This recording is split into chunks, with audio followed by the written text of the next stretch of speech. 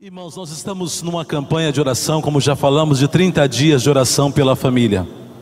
E nós pregamos na semana passada uma mensagem dentro dessa temática e queremos hoje ainda refletir sobre isso. Estamos no mês de maio, mês das mães, mês das noivas, mês da família, mês também que teve aí o casamento real, né? Lá a princesa e o príncipe lá roubaram as atenções do mundo inteiro, aquele casamento lá de contos de fadas. E nós estamos nessa campanha de intercessão, de clamor pelas famílias, que diz respeito a todos nós e nos afeta de forma indiscriminada. Todos nós somos afetados e abençoados pelas nossas famílias, e família é algo precioso para cada um de nós. Na semana passada falávamos sobre a instituição da família, feita por Deus a partir de uma unidade que é o homem.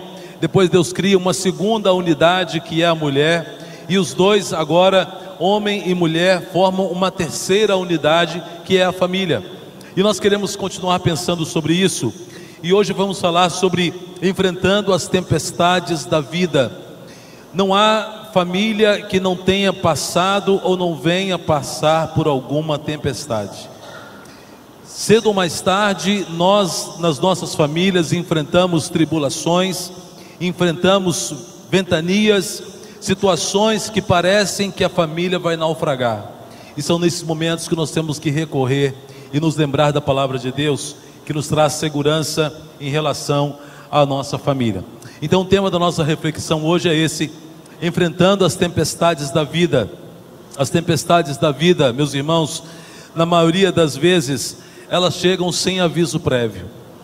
Por mais que você tente se precaver, por mais que você tente se antever aos problemas, há tempestades que chegam sem que haja qualquer tipo de controle. E nesses momentos é que fazem toda a diferença termos a quem recorrer, termos um porto seguro onde nós podemos levar a nossa embarcação até ali e termos a segurança. Esse porto seguro é o Senhor Jesus, o nosso Senhor. E no meio dessas tempestades, nós vamos ver hoje uma narrativa bíblica enfrentada pelo apóstolo Paulo, quando ele estava sendo levado a Roma como um prisioneiro, e ele e aqueles que estavam com ele no barco enfrentam uma tremenda tempestade. E à luz desse texto, nós queremos tirar algumas lições para nós. Eu peço que você abra então a sua Bíblia, lá em Atos capítulo 27, e nós vamos ler dos versos 13 a 26, que conta um pedaço dessa história, essa situação, essa tempestade enfrentada por Paulo e pelos seus amigos de viagem, pelos seus companheiros. Muitos daquela embarcação eram prisioneiros como Paulo, e Paulo então está agora enfrentando uma tempestade que poderia ter sido evitada. Isso que eu iria chamar a atenção de cada um de nós nessa noite, mas ao não sendo evitada, todos que estavam ali enfrentaram essa tremenda tempestade e muitas perdas aconteceram. Atos 27, de 13 até o verso 26. Vamos então ler o texto que diz assim: começando a soprar suavemente o vento sul, eles pensaram que haviam obtido o que desejavam. Por isso levantaram âncoras e foram navegando ao longo da costa de Creta. Pouco tempo depois, desencadeou-se da ilha um vento muito forte, chamado Nordeste. O navio foi arrastado pela tempestade, sem poder resistir ao vento. Assim cessamos as manobras e ficamos à deriva. Passando ao sul de uma pequena ilha chamada Clauda, foi com dificuldade que conseguimos recolher o barco salva-vidas. Lançaram mão de todos os meios para reforçar o navio com cordas, e temendo que este encalhasse nos bancos de areia de Sirte, baixaram as velas e deixaram o navio à deriva. No dia seguinte, sendo violentamente castigado pela tempestade, começaram a lançar fora a carga. No terceiro dia, lançaram fora com as próprias mãos a armação do navio. Não aparecendo nem sol, nem estrelas por muitos dias, e continuando a abater-se sobre nós grande tempestade, finalmente perdemos toda a esperança de salvamento. Visto que os homens tinham passado muito tempo sem comer, Paulo levantou-se diante deles e disse: os senhores deveriam ter aceitado o meu conselho de não partir de Creta, pois assim teriam evitado este dano e prejuízo. Mas agora recomendo-lhes que tenham coragem, pois nenhum de vocês perderá a vida, apenas o navio será destruído. Pois ontem à noite apareceu-me um anjo de Deus, a quem pertenço e a quem adoro, dizendo-me: Paulo, não tenha medo, é preciso que você compareça perante César. Deus, por sua graça, deu-lhe as vidas de todos os que estão navegando com você. Assim tenha ânimo, senhores, creio em Deus, que acontecerá do modo como me foi dito. Devemos ser arrastados para alguma ilha. Até aqui, amém? Nessa narrativa eu quero colocar você primeiro dentro do contexto do texto que nós acabamos de ler, dentro dessa narrativa bíblica. Primeiro lembrar que Paulo estava sendo levado como prisioneiro para Roma. A perseguição ao evangelho era tremenda. Paulo, identificado como sendo alguém que estava sendo o apregoador da religião, do caminho, como era conhecido o cristianismo do começo, é agora preso e levado para se apresentar a César e às autoridades romanas. E isso era um plano de Deus, que Paulo fosse para Roma, onde ele sempre queria ir, mas finalmente está indo agora como prisioneiro. E no meio dessa, antes de irem para Roma, antes de embarcarem, o interessante é que Paulo tinha feito uma advertência àquelas pessoas, à tripulação e ao comandante do navio, que não seria uma boa ideia eles embarcarem nessa viagem naquele tempo, arriscados de enfrentarem uma tempestade, mas não deram ouvidos a Paulo. O líder da embarcação tomou uma decisão equivocada, e assim eles partem em direção a Roma, naquele contexto, naquela viagem. E houve ali uma negligência aos conselhos de Paulo, e por causa dessa negligência, toda aquela embarcação veio a perder-se, e quase que se perde a vida das pessoas. Eu queria começar a pensar algumas coisas de aplicação para a nossa vida. Você também, muitas vezes Deus nos dá alguns alertas. Muitas vezes Deus usa pessoas, circunstâncias, situações para abrir os nossos olhos. E quando nós não ouvimos conselhos, não ouvimos as advertências que Deus nos dá, o final é sempre trágico. E enfrentamos tempestades cada vez maiores. Mas além disso, eles então perderam toda a esperança. Você viu aqui na narrativa que por mais esforço que eles fizessem, não conseguiram dar volta àquela tempestade. O barco, o navio estava cada vez mais sendo surrado pelas ondas. Depois de dias e dias, sem nem sequer o sol aparecer, as esperanças foram acabando, porque aquelas pessoas estavam ali enfrentando uma grande tempestade, e eles perderam mesmo a esperança. Já não havia esperança no coração deles para que fossem salvos, e não é assim que acontece com a gente também. Às vezes enfrentamos tempestades tão grandes que as esperanças vão se esvaindo de nós, mas nesse momento é que nós temos que recorrer a um Deus, ao Deus de poder, que é o nosso Deus.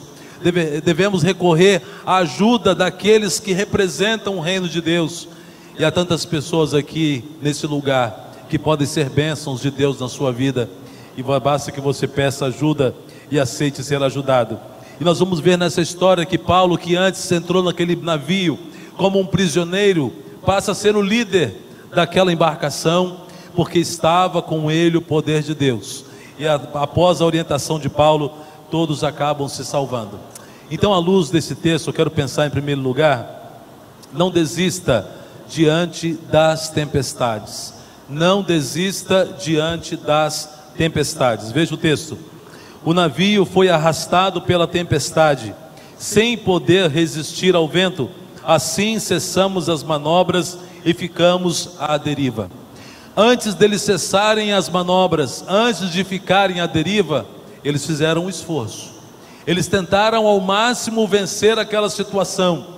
A tripulação, a todos que ali estavam, tentaram de todos os meios, todos os recursos humanos à disposição para que se evitasse uma tragédia, e eles estavam ali tentando dar volta àquela situação.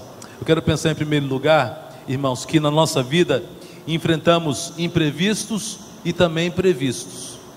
Há uma propaganda que está passando aí de um banco, uma propaganda de seguro, falando, o bordão da propaganda é: previstos acontecem. A vida é cheia de previstos. Eu só discordo dessa propaganda que mostra a figura masculina como um palerma, né? Você já viu esse? Não vou falar o nome do banco não, que eu não estou ganhando nada para isso. Se vocês me derem um cachê, eu até falo. Mas na propaganda do banco, o marido chega desesperado na sala: meu bem, o dente do nosso filho caiu. E a esposa celebrando: que legal, que bênção. Ah, não é legal porque não é seu, o rapaz fala, né? E a figura masculina ali nessa propaganda, um palermão, homem não é assim não. Cadê? Olha os homens, tô certo ou tô errado? Cadê os homens aqui? Ah, que isso, aê, aleluia. Ó, quem puxou as palmas foi minha mulher, não foram os homens. Cadê os homens aí? Mas gente, o marido desesperado porque o dente de leite do menino caiu. Se eu fosse o dono do banco, eu não ia aprovar esse comercial não. Não, faz de outro jeito aí. Botando um homem igual um palerma, que isso? Um mongoloide, um dente de leite. Qual marido que não sabe que dente de leite cai? Mas enfim, fecha parênteses aqui. Fechar o parênteses. Mas eu queria só pensar nessa ideia de que imprevistos acontecem e previstos também acontecem. Você quer ver uma coisa? Há muitas famílias que não se preparam para os previstos. Um dos previstos: os filhos crescem, eles se casam e o ninho fica vazio. Tem famílias que não se preparam para isso. Há previstos que nós temos que saber, já sabemos que vai acontecer. Você está com seu filho ali, que bonitinho, né? Tão mimosinho, tão lindinho, mas ele vai crescendo, ele vai crescendo. Daqui a pouco ele já não vai te ouvir mais. Por isso a hora de você trazê-lo à EBD, à escola bíblica, é a hora que você ainda pode trazê-lo pela mão, em que ele vem sorrindo e louvando a Deus porque vem para a EBD. Mas se você não traz, daqui um dia: pai, não quero ir não, eu não vou não, e ninguém me tira daqui. Aí o discurso vai mudando.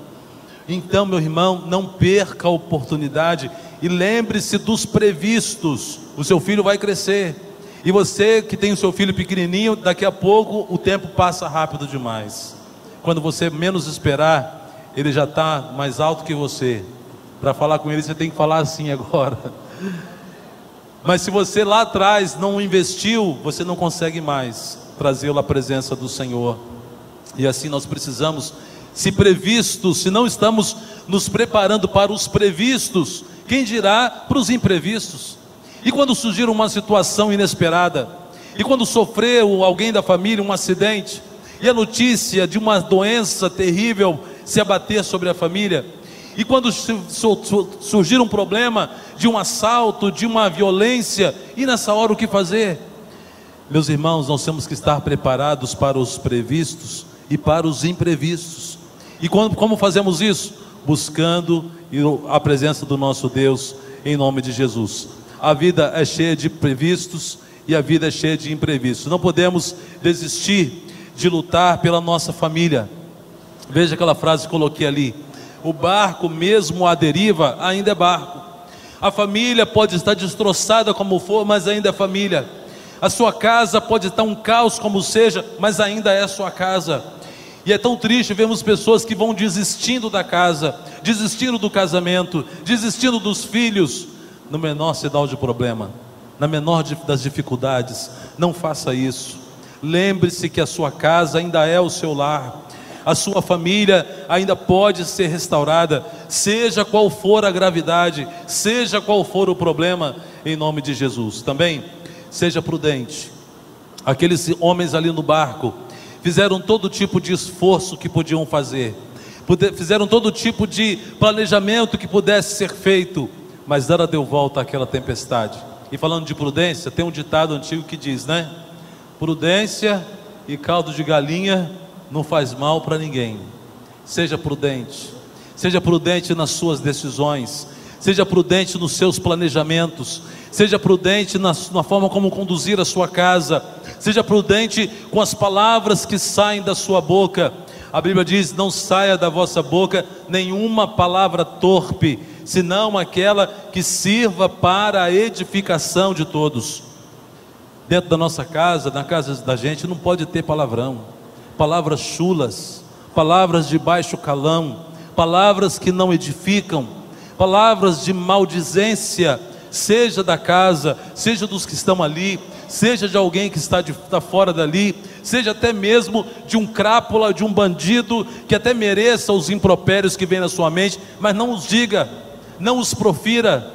Não saia da vossa boca nenhuma palavra torpe, nem quando aparecer aquele político bandido que você tem vontade mesmo de falar algumas coisas sobre ele, nem nessa hora.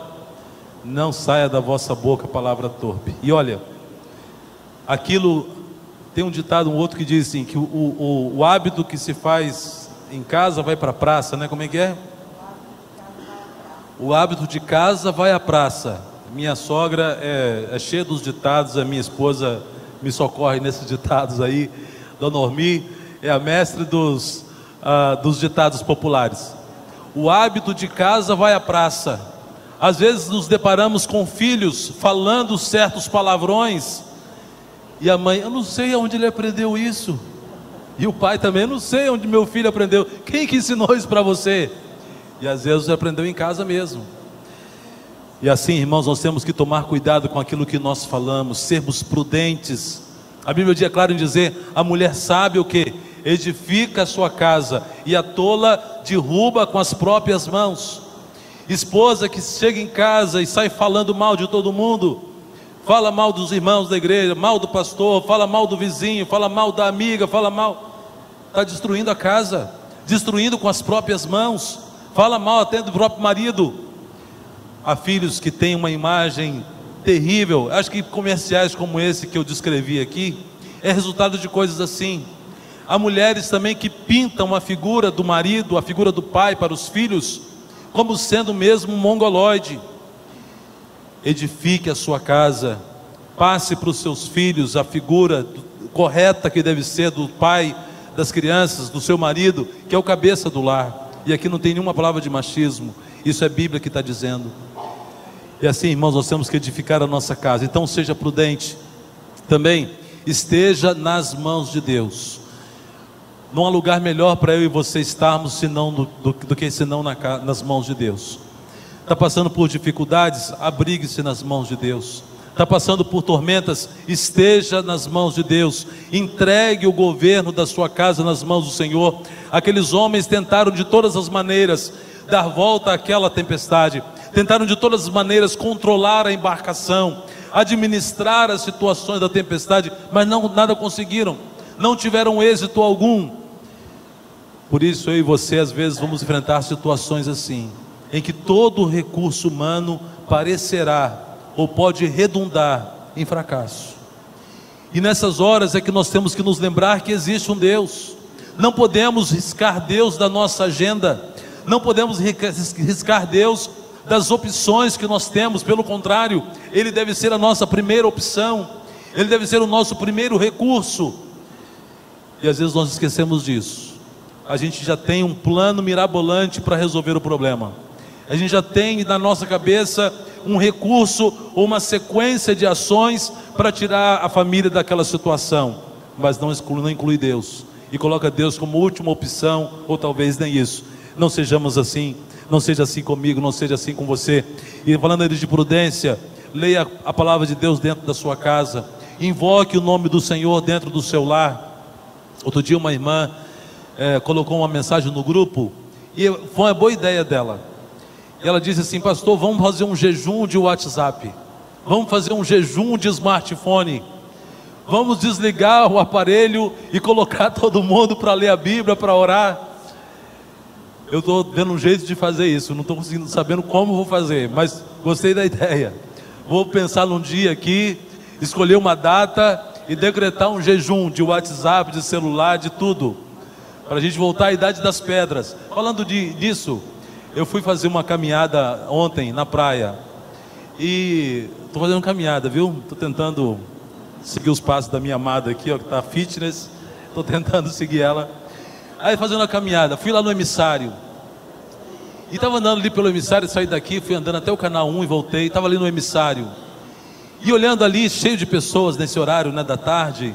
De manhã choveu, fui à tarde. E uma cena interessante. Casal de namorados. Eu estou sem o celular aqui, né? Faz de conta que o celular. Casal de namorados, um andando do lado do outro. Uma família, o pai, a mãe e dois filhos, um do lado do outro. Um rapaz passeando com um cachorrinho na coleira. Impressionante, irmãos. Amigos que saíram juntos para bater um papo, para conversar, os dois. Assim. Eu não vi uma pessoa, não vi pessoas naquele lugar, ali no emissário, que estivessem sentados conversando, um bate-papo. Não tinha. As pessoas estavam juntas e sozinhas ao mesmo tempo, isoladas no celular, cada um no seu mundo. Tinha um que estava com dois, não sei como é que ele estava conseguindo, dois na palma da mão. Ele estava assim, ó, falando com duas pessoas ao mesmo tempo. O tempo que nós estamos vivendo. Desligue o celular, ligue-se na sua família, seja prudente, abra a Bíblia, ore com a sua família, em nome de Jesus. Faça o culto doméstico. Lá em casa tem dia que a gente desliga tudo. Ó, desliga o computador, desliga o videogame, desliga a televisão, pega a Bíblia, corre lá no quarto, vamos orar. Faça isso também, você será abençoado. Segundo lugar, livre-se do que é menos importante. É sobre isso que eu estava já falando agora, já antecipando esse tópico. Livre-se do que é menos importante. Veja o texto. No dia seguinte, sendo violentamente castigados pela tempestade, começaram a lançar fora a carga. No terceiro dia lançaram fora com as próprias mãos a armação do navio. Percebe o que está acontecendo? Aquelas pessoas tentaram dar volta de todo jeito, e agora estavam lançando no mar. Não era qualquer coisa, era toda a carga que eles tinham, todos os suprimentos, todos os pertences que aqueles marinheiros tinham, tudo de valor que havia naquele navio, foi jogado no mar. Porque havia algo mais importante: a vida deles. Aquelas coisas que foram jogadas no mar, por mais valor que tinham, não se comparava com a vida deles. Por isso eles não hesitaram e jogaram a carga no mar. Assim também eu e você precisamos às vezes tomar decisões difíceis como essa que aqueles marinheiros tomaram. Eles tiveram uma decisão difícil a tomar. O que fazer? Não conseguimos dar volta à tempestade, não conseguimos controlar o barco. Vamos aliviar o barco jogando a carga no mar. Foi assim que eles fizeram. Eles tomaram uma decisão difícil. Eu e você temos decisões difíceis a tomar dentro da nossa casa. Há momentos que você precisará tomar decisões difíceis, e não pode nesse momento se acovardar. Você não pode nesse momento retroceder, mesmo que essa decisão seja de criar uma situação difícil, até com o seu filho, com a esposa, de ser verdadeiro, de dizer a verdade. Dizer a verdade é um desses momentos em que nós não podemos, na família, sermos duas caras. Não podemos. Por mais que doa, a verdade precisa ser dita dentro do lar. Aquilo que incomoda precisa ser colocado às claras. Essa é uma decisão difícil que nós não podemos nos abrir mão dela. Livre-se do que é menos importante. O que é mais importante na sua família? A vida dos seus familiares, ou talvez algum bem material? Há pessoas que ficam endeusando algumas coisas que têm. Eu já vou entrar no outro tópico aqui. Livre-se dos ídolos. Há muita coisa que está tomando o lugar de Deus na vida do casal, na vida da família. Há muitas coisas. A televisão virou um altar. Agora o computador e o celular têm virado outros altares de adoração. E as pessoas ficam ali vidradas, conectadas naquilo ali, e distantes uns dos outros, e distantes também de Deus. Abra mão de tudo aquilo que estiver tomando o lugar de Deus na sua vida. Eu gostaria de ler com você Josué 24, 14, o verso 23, que ele diz assim: agora temei o Senhor e cultuai-o com sinceridade e com verdade. Jogai fora os deuses a que vossos pais cultuaram, além do rio e no Egito. Cultuai o Senhor. Agora jogai fora os deuses estrangeiros que há no meio de vós, e inclinai o coração ao Senhor, Deus de Israel. O que é um ídolo para você? O ídolo pode ser um filho. Lembra de Abraão com Isaac? Por que Deus pediu que Abraão sacrificasse Isaac? Porque Isaac estava virando já um ídolo para Abraão. Abraão, com seus 99 anos, tem um filho na velhice, o filho da promessa, o único filho de Abraão. Não era de estranhar que ele se tornasse um ídolo para Abraão, se tornasse um Deus para Abraão. Imagine todo o mimo, todo o cuidado, todo o zelo, todo o amor que Abraão tinha por Isaac. E Deus então pede que ele sacrificasse Isaac, porque Deus não divide a sua glória e adoração com ninguém. O filho pode ser um ídolo, o seu carro do ano pode ser um ídolo, a sua casa muito bem montada pode ser outro ídolo, o seu barco, a sua casa de praia, o seu emprego, o seu trabalho pode ser um ídolo. Tem pessoas que vivem em função do trabalho, não conseguem relaxar nunca, não conseguem ter um tempo de qualidade com a família. Outro dia, conversando com um amigo, pastor também, eu tive que discordar dele, eu tive que dizer que ele estava errado do meu ponto de vista. Ele saiu de férias com a família, ele estava querendo dizer do quanto que ele trabalhava e quanto que ele se esforçava com a igreja, e isso é louvável, todo esse empenho dele como pastor. Ele dizendo que vieram aqui para a praia, ele é lá de São Paulo, vieram para a praia, passaram um tempo aqui de férias, ficaram uma semana, olharam para a cara do outro e disseram: não estou aguentando mais, vou embora. Eu falei: está errado, você está errado, me desculpe, irmão. A sua família é prioridade nesse momento. O tempo de descanso é recomendado por Deus. Como você passa uma semana e já está enjoado de estar com a família num local de praia, de férias, já está cansado de ficar parado? Endeusando o trabalho, pessoas que não sabem ficar parado. Você precisa tirar férias. Se não está tirando férias, o seu trabalho pode estar sendo um Deus para você. Cuidado com isso. Faça uma faxina na sua família. Não estou falando de vassoura e de balde, não. Essa aí eu sei que as irmãs já fazem. Estou falando de você arrancar, jogar fora da sua rotina, da sua família, dos seus hábitos, das suas atitudes, das suas ações diárias, tudo aquilo que não presta, tudo aquilo que está tomando o lugar de Deus. Jogue fora, faça uma limpeza geral na sua casa e na sua família. E a propósito de Deus nas tempestades, como naquela placa ali, Deus tem um plano para todas as coisas que nos acontecem. Eu quero recorrer a um texto de Romanos 8, em que Paulo mesmo escreve, talvez depois de ter passado por essa tempestade, agora lá em Roma. Então Paulo está escrevendo aqui para nós: sabemos que Deus age em todas as coisas para o bem daqueles que o amam, dos que foram chamados de acordo com o seu propósito. Numa outra versão diz: porque todas as coisas contribuem, concorrem juntamente para o bem, o quê? Daqueles que amam a Deus. Todas as coisas, não é uma coisa, não são as coisas melhores, não são só os melhores momentos. A Bíblia está dizendo que todas as coisas, até mesmo um revés, até mesmo uma decepção, até mesmo uma violência, posso dizer assim, que tem lhe acontecido, ainda assim concorre para o bem. Eu estava falando isso na quarta-feira, lembrando daquele texto de Em Tudo Dai Graças. Estava lembrando e estudando com os irmãos e aprendendo também. Foi tão bom refletir sobre esse tema, quando Paulo, escrevendo aos Tessalonicenses, diz: em tudo dai graças. E a gente às vezes tem dificuldade de entender isso, porque na hora da dificuldade, na hora do problema, é difícil a gente agradecer a Deus. Sofreu um assalto: ah, Senhor, muito obrigado. Tu passou um aperto, está de dinheiro até assim da passagem: Senhor, muito obrigado.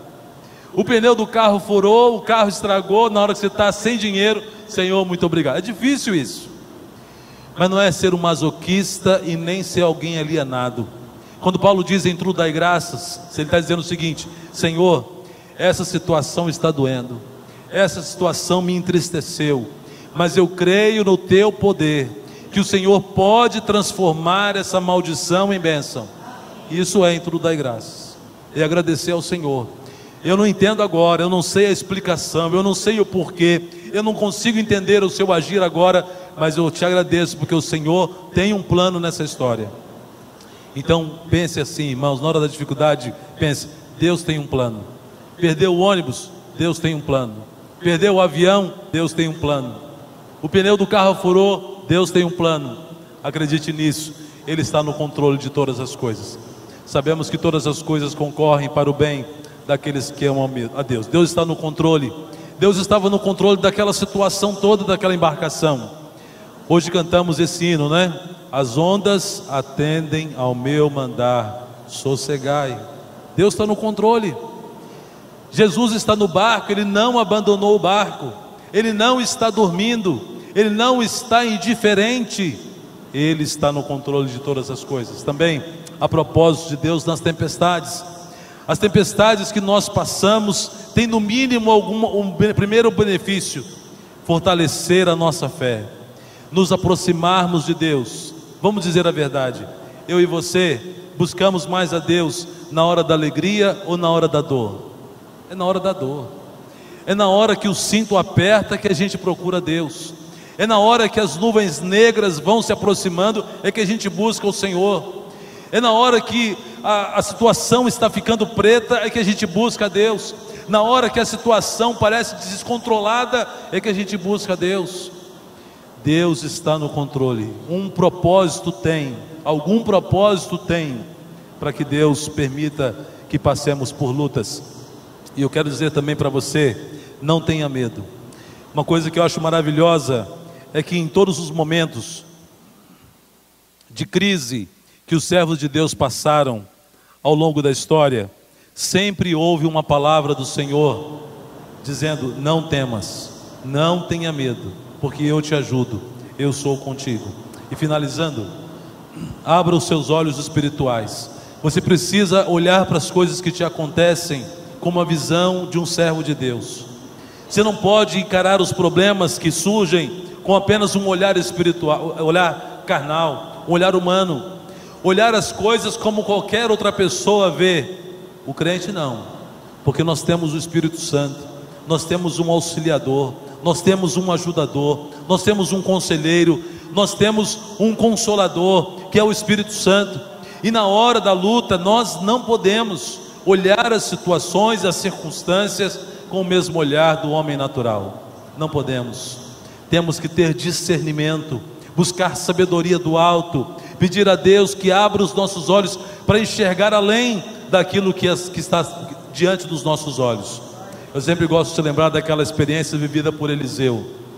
Eliseu estava cercado por um exército inteiro tinha sido destacado e levado às portas da casa de Eliseu, ao redor dele, para acabar com ele. Um exército inteiro em busca de um homem.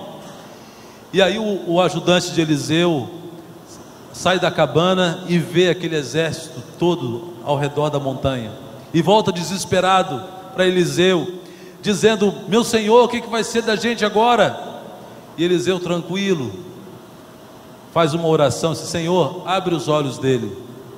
Quando Eliseu faz essa oração, aquele ajudante dele teve os olhos abertos e enxergou uma quantidade muito maior de milhões de anjos e de cavaleiros de Deus, o exército celestial, em número tremendamente maior do que aquele exército de homens ali, para proteger Eliseu e o seu servo.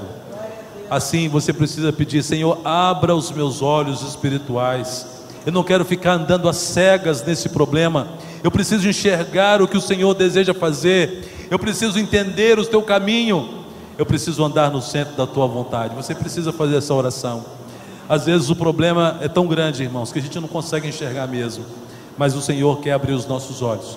E finalizando, clame a Deus pela salvação dos seus. Esse texto a seguir me chama a atenção. O anjo dizendo para Paulo: Paulo, não tenha medo, é preciso que você compareça perante César.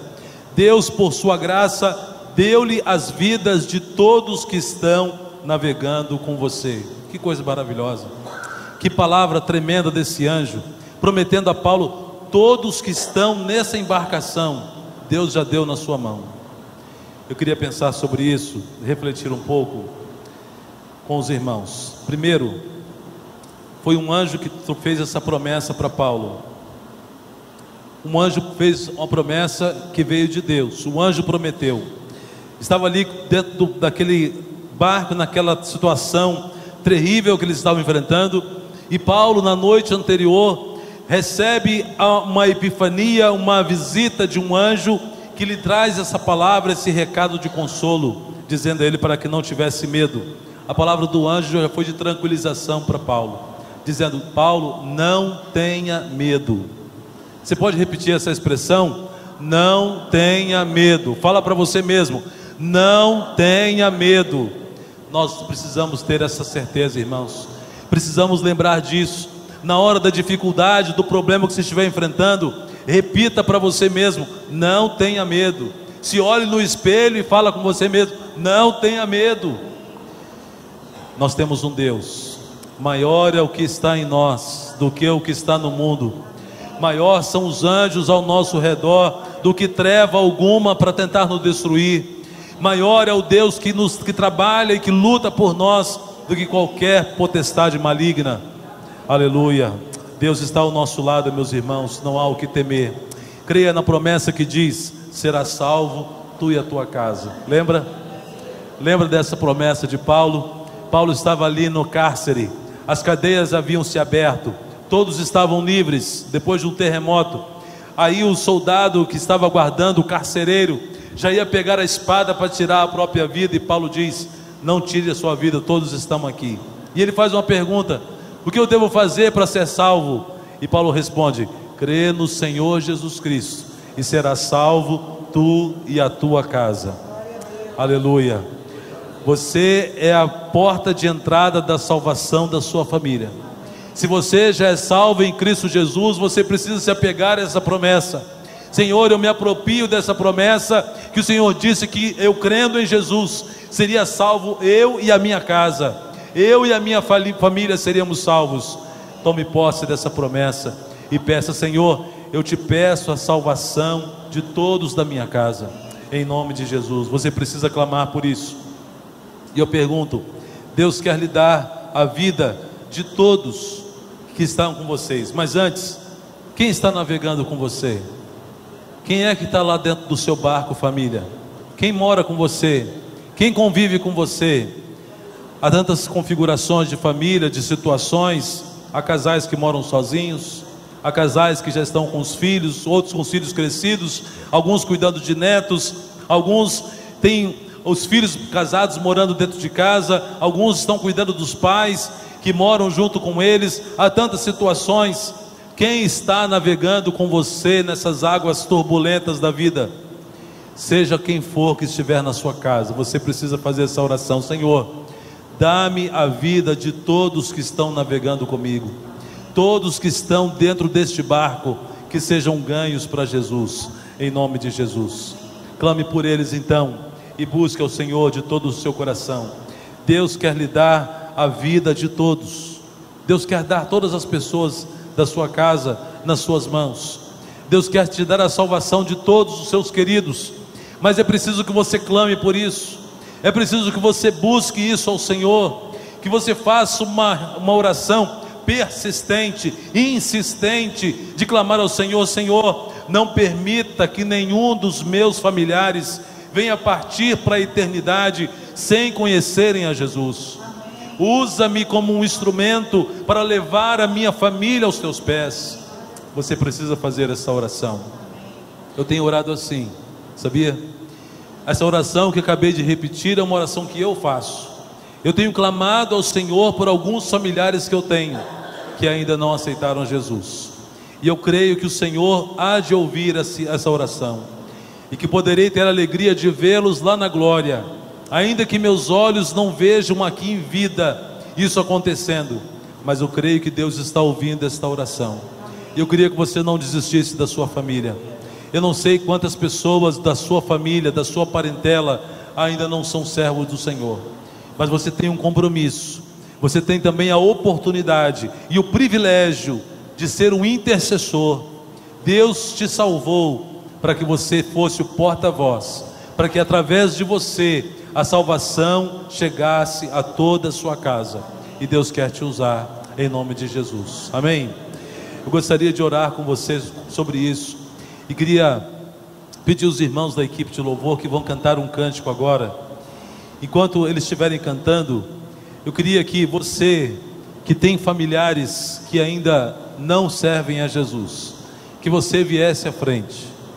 Enquanto nós estivermos cantando, que você viesse, mas com esse clamor, com essa certeza, com essa petição ao Senhor, com fé, empenhando no seu coração esse pedido: Senhor, salva toda a minha parentela, salva toda a minha casa, os meus pais, os meus irmãos, os meus filhos, os meus sobrinhos, os meus netos, os meus enteados, todos aqueles que habitarem com você na casa, que sejam servos do Senhor.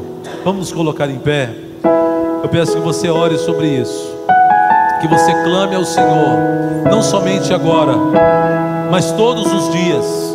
Que seja uma oração cotidiana, seja uma oração recorrente, seja uma oração insistente.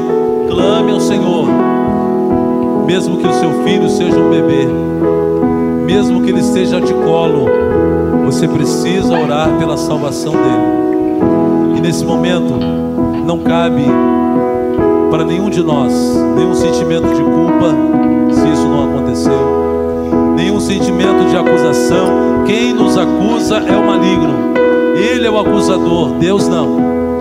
Deus é Deus de graça, amor e misericórdia. Ele quer e Ele deseja salvar toda a sua casa. Ele deseja te dar todos os seus queridos nas suas mãos. Vamos cantar. Se você quiser consagrar, fazer esse pacto com Deus, eu te convido a vir à frente enquanto cantamos, consagrando a sua família ao Senhor.